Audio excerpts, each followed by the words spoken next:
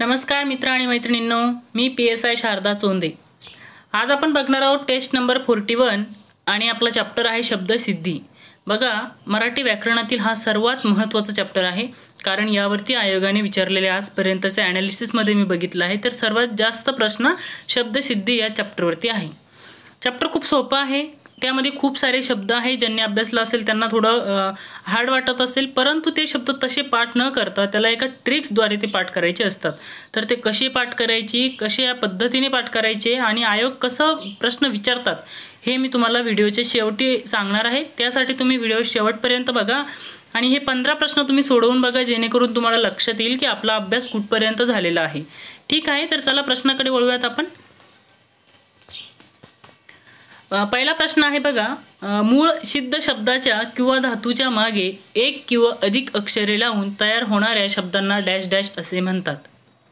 मूळ सिद्ध शब्दाच्या किंवा धातूच्या मागे एक किंवा अधिक अक्षरे लावून तयार होणाऱ्या शब्दांना काय म्हणतात आपल्याला ओळखायचं आहे। ऑप्शन आहे खाली देशी शब्द, साधित शब्द, तद्भव शब्द आणि तत्सम शब्द। तर काय आहे मित्रांनो याचा आन्सर? तर बघा, या मूळ शब्दाला काहीतरी प्रत्यय लावण्यात आलेला आहे, त्यामुळे त्याचा आन्सर आहे साधित शब्द। कारण जो मूळ सिद्ध शब्द असतो त्याला कुठल्याही पद्धतीने प्रत्यय नसतो आणि त्याला काही अक्षरे आधी लावले जातील किंवा मागून लावले जातील, त्याला साधित शब्द असे म्हणतात। बाकीचे जे देशी शब्द आहे, तद्भव शब्द आहे आणि तत्सम शब्द आहे, यांना सुद्धा मी एक्सप्लेन करणार आहे। आपण नेक्स्ट क्वेश्चन बघूयात।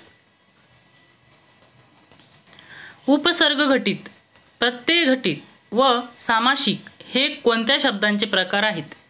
उपसर्ग घटित, प्रत्यय घटित व सामासिक हे कोणत्या शब्दांचे प्रकार आहे?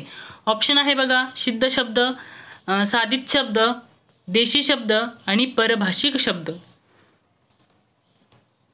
हा प्रश्न आयोगाने विचारलेला आहे बघा, मी जसाच तसा टाकलेला आहे, कारण आपल्याला कधी कधी असं वाटतं की एकदम सिंपल आहे। समजा एक्झाम्पल सिद्ध शब्दाचे प्रकार आहे, प्रकार म्हणजे सहजासहजी विचारला जात नाही, पण आयोगाने विचारलेला आहे। असे बऱ्याच वेळेस होतं की जे आपल्याला वाटतं आयोग विचारणार नाही, पण ते सुद्धा आयोग विचारतं। त्यामुळे प्रत्येक गोष्ट आयोगाने विचारली तर आपल्याला कसं ते त्या प्रश्नाला सामोरे जाता येईल अशाच पद्धतीने अभ्यास करायचा असतो।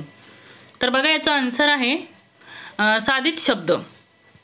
तर उपसर्ग घटित, प्रत्यय घटित आणि सामासिक हे साधित शब्दाचे प्रकार आहे। त्याच्यामध्ये अजून एक अभ्यस्त नावाचा एक प्रकार, त्यांचाच उपप्रकार आहे। तर सिद्ध शब्द, देशी शब्द, परभाषिक शब्द हे शब्दांचेच उपप्रकार आहे। ठीक आहे, नेक्स्ट क्वेश्चन आपण बघूयात। अजून एक महत्त्वाची गोष्ट मला सांगायची आहे बघा विद्यार्थी मित्रांनो, हा चॅप्टर एवढा मोठा आहे की याचा 15 क्वेश्चनमध्ये खरंच कुठल्याही प्रकारे हा म्हणजे कव्हर होणार नाही। तरी मी तुम्हाला एक, जे विद्यार्थी मित्र नवीन असतील, अभ्यास करत असतील, त्यांना एक अंदाज यावा की आयोग कसा प्रश्न विचारतं, किंवा सरळ सेवेला जरी तुम्ही सरळ सेवेची तयारी करत असेल तरी तुमच्यासाठी कसे प्रश्न आयोग या चॅप्टरवरती विचारणार, एवढा फक्त तुम्हाला अंदाज येईल आणि अभ्यास करायला सोपं जाईल। म्हणून मी या चॅप्टरवरती 15 क्वेश्चन का होईना बनवलेले आहेत। तसं त्याच्यामध्ये शब्द एवढे आहे की कुठल्या शब्दावरती कधी प्रश्न विचारणार हे आपल्यालाही माहीत नसतं, त्यामुळं आयोगाने विचारलेल्या प्रश्ना आधारे त्याच्या रिलेटेड शब्द आपल्याला कव्हर करायचे आहे, जेणेकरून आयोग परत नेक्स्ट टाइम जेव्हा क्वेश्चन विचारेल तर आपण असा अंदाज लावू की त्यापैकी विचारण्याची शक्यता असते। ठीक आहे, मी काही विद्यार्थी मित्र कमेंट करताना विचार करत नाही, तेवढं सांगेल की थोडासा असा विचार करून कमेंट करत जा की आपण जर याच जागेवर असेल, लेक्चर बनवणार असेल वेळात वेळ काढून, तर आपल्याला कसं फेस करावं लागलं असतं। ठीक आहे, आणि लेक्चर 10 मिनिटाचं असू देत की 15 मिनिटांचं, त्याच्यासाठी आम्हाला म्हणजे जे लेक्चर बनवणारे असतात त्यांना 4 ते 5 बुक रेफर करावे लागतात, जे की अभ्यास करताना सुद्धा आपण करत नसतो। ठीक आहे, त्यामुळे एखादी चुकी ही आयोगाकडनं सुद्धा चुकी होते, आमच्याकडून झाली म्हणजे ती मोठी गोष्ट नाही आहे। तर थोडंसं समजून घेत जा, कोऑपरेट करत जा। ठीक आहे, तर आपण नेक्स्ट क्वेश्चन बघूयात। पुढीलपैकी कोणती मराठी प्रत्यय लागून झालेली शब्द साधिते नाही? बघा, हा एक प्रश्न थोडा डीप आहे, म्हणजे नवीन विद्यार्थ्यांसाठी थोडा वेगळा आहे। ज्यांनी वारंवार अभ्यास केलेला आहे, मेन्सच्या तयारीपर्यंत ते गेलेले आहेत, त्यांच्यासाठी म्हणजे त्यांना समजणारच आहे। ठीक आहे, तर मराठी प्रत्यय लागून शब्द साधिते नाहीत असं ओळखायचं आहे आपल्याला। तर आपण इथे बघूयात, शिलाई, लढाई, इष्टाई, म्हणजे याचा प्रत्यय काय आहे बघा, याचा प्रत्यय आहेत ई. ठीक आहे. नेक्स्ट ऑप्शन आहे कायिक, वाचिक आणि मासिक. याचा प्रत्यय आहे तर याला पहिली वेलांटी आहे म्हणजे हा ई आणि हा क, याचा प्रत्यय हे आहे. आपल्याला आधी प्रत्यय ओळखता आलं पाहिजे, नंतर ते मराठीमधील आहे की संस्कृतमधील आहे हे आपलं वारंवार वाचनातून आपले ते आपोआप लक्षात येत असतं. त्यानंतर बघा 3 नंबरचं आहे वजनी, लाकडी आणि पितळी. याला ई प्रत्यय आहे, सेकंडवाला ई. आणि 3rd नंबर आहे तेलकट, मातकट आणि धुरकट. ठीक आहे. तर याचं कट हा याचा प्रत्यय आहे. तर आपल्याला ओळखायचं आहे मराठीमधील प्रत्यय नसलेलं शब्दसाधी ते कोणते. तर काय आहे याचा बघा, याचा आन्सर आहे कायिक, वाचिक आणि मासिक. तर हेच कसं काय आहे बघा, ज्यांनी अभ्यास केला असेल त्यांच्या लक्षात येईल की मराठी प्रत्यय ही वेगळी आहेत, संस्कृत प्रत्यय ही वेगळी आहेत. तर मराठी प्रत्यय ही आपल्या थोडीशी म्हणजे वळणी पडलेली असतात, म्हणजे आपल्या वापरातली असतात, तर ते लगेच लक्षात येतात आणि थोडेसे हिंट घेऊन ते लक्षातही ठेवावी लागतात. डायरेक्ट ते पाठ होत नाही किंवा लक्षात राहत नाही, कारण ती भरपूर प्रत्यय आहे. मी थोडक्यात तुम्हाला सांगते. मराठी प्रत्यय असलेले म्हणजे प्रत्यय म्हणजे सगळ्यांच्या लक्षात आला आहे हे ई याचा प्रत्यय आहे. जसं की मराठी प्रत्ययमध्ये अजून आहे अ आहे, आई आहे, ई आहे, ईत आहे, ऊन आहे, पी आहे, रा आहे. अशा पद्धतीने भरपूर प्रत्यय आहे मराठीमध्ये, ते तुम्हाला लक्षात ठेवायचे आहे. तर सेकंड नंबर हे जे प्रत्यय आहे बघा, हे संस्कृतची प्रत्यय आहे इक. तर एक महत्त्वाचं हे पण आहे की इक हा संस्कृतमध्ये सुद्धा प्रत्यय म्हणून वापरलेला आहे आणि मराठीमध्ये सुद्धा प्रत्यय म्हणून वापरलेला आहे. तर हे कायिक, वाचिक आणि मासिक हे शब्द संस्कृतमधील आहे. हे वाचनातून तुमच्या लक्षात येईल की संस्कृतमधील वर्ड कोणते आणि मराठीमधील कोणते. याच्यात अजून एक गोष्ट मी सांगेल की जिथे हे प्रत्यय समजा मराठीमध्ये पण आहे आणि संस्कृतमध्ये पण आहे इक हा प्रत्यय, तर असे सेम प्रत्यय असणारे शब्द आवर्जून लक्षात ठेवायचे की संस्कृतमधील कोणते आणि मराठीमधील कोणते. आयोग अशाच ठिकाणी प्रश्न विचारत असतं. खूप अवघड नाही, फक्त आयोगाला काय अपेक्षित आहे हे आपण अभ्यास करताना जाणून घ्यायचं. त्यासाठी आयोगाने विचारलेल्या मागील प्रश्नपत्रिका तुम्ही वारंवार त्याचाच अभ्यास करत चला. जास्त बुक्स अवेलेबल नसतील, कोरोनाचा काळ असेल, तर जास्तीत जास्त प्रश्नांचा सराव करत चला, जेणेकरून तुम्हाला खूप चांगली तुमची प्रॅक्टिस होईल आणि तुमचे मार्क्स आपोआप कव्हर होतील. ठीक आहे. याचा आन्सर आहे सेकंड नंबर. नेक्स्ट क्वेश्चन आपण घेऊयात. बघा, मी खूप वेळात वेळ काढून ही टेस्ट बनवलेली आहे. थोडं अक्षर फास्ट लिहिल्यामुळे जरा दिक्कत असेल काही जणांना, समजून घ्या. ठीक आहे. पुढीलपैकी सिद्ध शब्द कोणते. बघा, पहिला ऑप्शन आहे कर, पाह, प्रतिकार. दुसरा ऑप्शन आहे जा, कर, बस. तिसरा ऑप्शन आहे करू, करणारा, होकार. चौथा आहे आहार, विहार, अपहार. आपल्याला याच्यासाठी सिद्ध शब्द माहीत पाहिजे की कशाला म्हणतात सिद्ध. तर याचा आन्सर काय आधी ते सांगा. बघा, इथे आन्सर माझ्याकडनं 1, 2, ऑप्शन नंबर 3 आणि 4 अशा पद्धतीने मी यावेळेस म्हणजे इथं लिहिल्या गेलेले आहेत. तर याचा ऑप्शन आहे 3 नंबर, जसं की जा, कर आणि बस. तर सिद्ध शब्द म्हणजे जे शब्द मराठी भाषेतील मूळ शब्द असतात, मूळ, त्यांना सिद्ध शब्द म्हणतात. जसे की हे, याच्यासोबतच खा असेल, पी असेल, ए असेल, नास, जा असेल, कर असेल. ठीक आहे. नेक्स्ट क्वेश्चन आहे आपला. पिता, पुरुष हे संस्कृतमधून जसेच्या तसे वापरले जाणारे शब्द आहेत, त्यांना काय म्हणतात. म्हणजेच पिता आणि पुरुष हे कोणत्या शब्द प्रकारातील शब्द आहे असं आपल्याला ओळखायचं आहे. तर बघा, ऑप्शन आहे तद्भव, परभाष्य, देशी आणि तत्सम. तर पिता आणि पुरुष हे तत्सम शब्द आहेत. Option number 4. तत्सम शब्द म्हणजे काय, तर जशास तसे, म्हणजे संस्कृतमधून मराठीत येताना त्यांच्यामध्ये कुठलाही बदल झालेला नाही, तर जशास तसे ते इकडे आलेले आहेत. म्हणजे तत्सम, तशाच तसे. संस्कृतमधून मराठीत येताना ते मूळ रूपात त्यांचा बदल झालेला नाही. त्यांना काय म्हणतात, तर तत्सम शब्द म्हणतात. तर तशा पद्धतीचे भरपूर शब्द आहे. मी तुम्हाला सगळे शब्द सांगणं इथे शक्य नाही एक्सप्लेनेशनमध्ये, पण काही शब्द तुम्हाला सांगते जे की जास्त IMP आहे. जसं की इथं दिलेलं आहे बघा, पिता आहे, त्याच्यासोबत पुत्रसुद्धा आहे, समर्थन आहे, मित्र आहे. बघा, लक्षात ठेवताना तुम्हाला पिता आणि पुत्र जसे की हे रिलेटेड शब्द आहे, अशा पद्धतीने जरी तुम्ही लक्षात ठेवले तरी भरपूर शब्द लक्षात राहतात. जसं की गुरु आहे, ऋषी आहे, दोन शब्द सेम आहेत, एकाच अर्थाचे आहेत, तर ते तुम्ही लक्षात ठेवू शकतात. किरण आहे, प्रकाश आहे, दोन्ही शब्द तत्समच आहे, सेम आहे जवळपास, ते तुम्ही लक्षात ठेवू शकतात. त्यानंतर पिता पुत्र, त्यांच्यासोबत कन्या हा शब्दसुद्धा त्यांच्यामधीलच एक आहे. त्याच्यानंतर सत्कार आहे, विद्यार्थी आहे, गणित आहे, असे भरपूर शब्द आहे तुम्हाला सांगायचे तर, पण ते आपले एका या व्हिडिओमध्ये सगळे शक्य होणार नाही. ठीक आहे, नेक्स्ट क्वेश्चन आपण बघूयात. खालील शब्द कोणत्या प्रकारचा आहे? बघा इथे यथामती हा शब्द दिलेला आहे आणि तो कोणत्या प्रकारामध्ये येतो आपल्याला ओळखायचे. तद्भव शब्द असेल, तत्सम आहे, देशी आहे की परकीय आहे? तर कुठला शब्द आहे यथामती सांगा. तर बघा हा सुद्धा तत्सम शब्द आहे, म्हणजेच हा जेव्हा संस्कृतमधून मराठीत आला तर तो त्याच्या मूळ रूपामध्ये इकडं ट्रान्सफर झालेला आहे. यथामती तत्सम शब्द आहे. त्यानंतर बघूयात आपण नेक्स्ट क्वेश्चन. पुढीलपैकी तत्सम शब्दसमूह कोणता? आपल्याला परत तत्सम शब्दच ओळखायचा आहे. पहिला शब्दसमूह आहे गाव असेल, कोळा आहे, दूध आहे, पाय आहे. सेकंड आहे डोळा, दगड, हाड, घोडा. थर्ड आहे भाकरी, तूप, ताई आणि गाजर. फोर्थ आहे धर्म, कन्या, मधु आणि प्रीती. बघा मी आत्ता तुम्हाला काही शब्द एक्सप्लेन केले, त्याच्यामध्ये तुम्हाला इथे हिंट मिळू शकते ज्यांचे प्रॉपर शब्द पाठ नाही त्यांच्यासाठी. आणि काही तर म्हणजे खूप हुशार विद्यार्थीसुद्धा काही लेक्चर अटेंड करत असतात, तर बघा तुम्हाला गरज असेल तरच तुम्ही अटेंड करा, नाहीतर नाही केले तरी काही हरकत नाही. तर याचा आन्सर आहे बघा फक्त ड. म्हणजे तत्सम शब्दसमूहामध्ये धर्म आहे, कन्या आहे, मधु आहे आणि प्रीती आहे.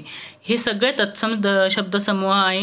याच्यामध्ये बघा भाकरी, तूप, ताई, गाजर हे कानडी शब्दसमूह आहे.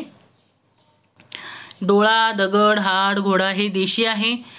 आणि गाव, कोळा, दूध, पाय ही तत्सम शब्दसमूह आहे. बघा आता मी बघता क्षणी सांगू शकले, कारण मी एका म्हणजे ट्रिकद्वारे ते एक लक्षात ठेवलेले आहे, जे की माझे कधीही चुकत नाही. तसेच तुमचेही झाले पाहिजे, कारण यावरती सर्वात जास्त प्रश्न विचारले जातात.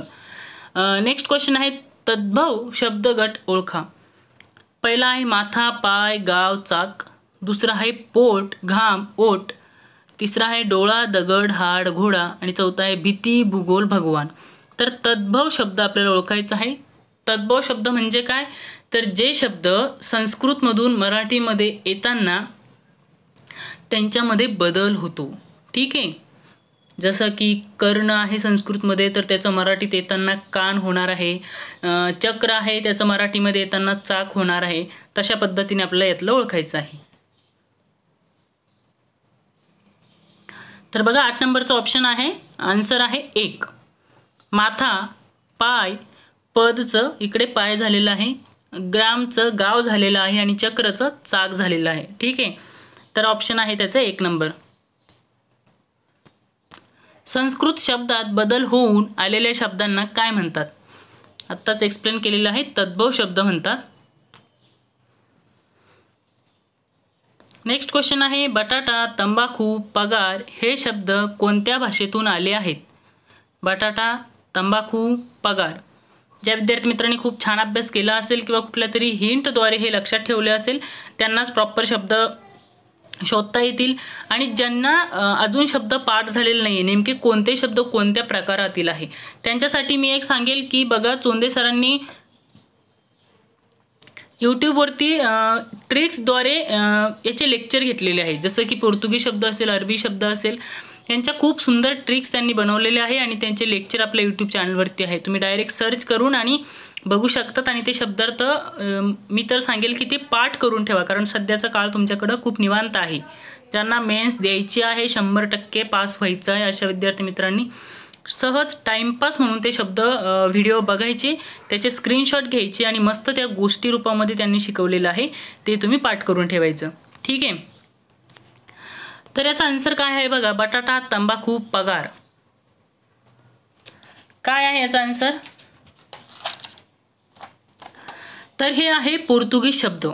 ठीक आहे, पोर्तुगीज शब्दसुद्धा खूप सारे आहे, त्याला गोष्टी रूपामध्येच तुम्ही लक्षात ठेवू शकतात. असे तोंडी 4-5 मी सांगू शकते, सगळे शब्द मी सांगू शकत नाही, त्याच्यासाठी स्पेशल लेक्चरच घ्यावं लागतील.